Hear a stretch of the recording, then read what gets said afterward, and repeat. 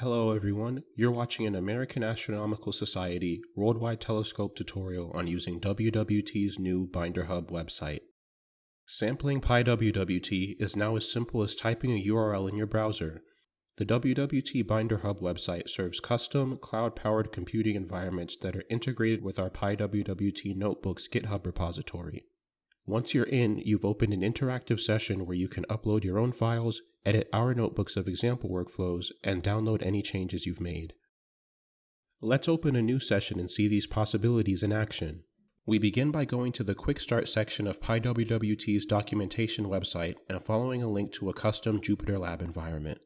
Please find the Read the Docs link in the description if you'd like to follow along.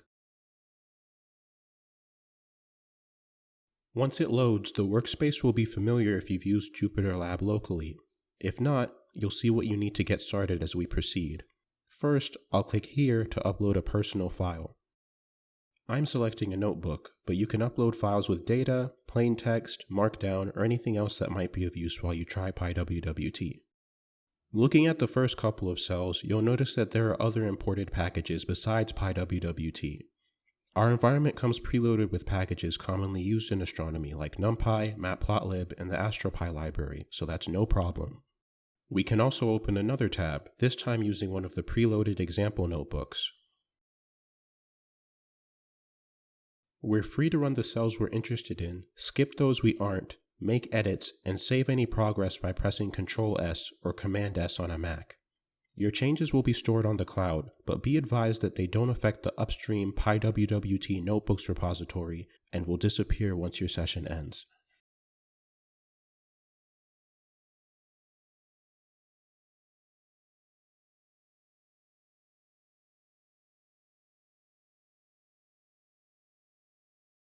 You can download them before that happens by right-clicking the name of the file you'd like to keep and selecting the download option.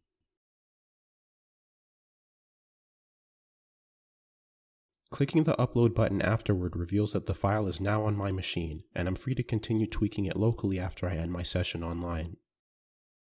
All in all, our BinderHub website is a tool that gives you a quick sample of pywwt and demos some example workflows.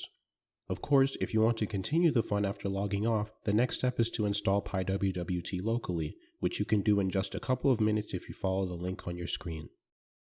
In the meantime, I'm Justin Otor, and on behalf of the pywwt project, we'll see you next time.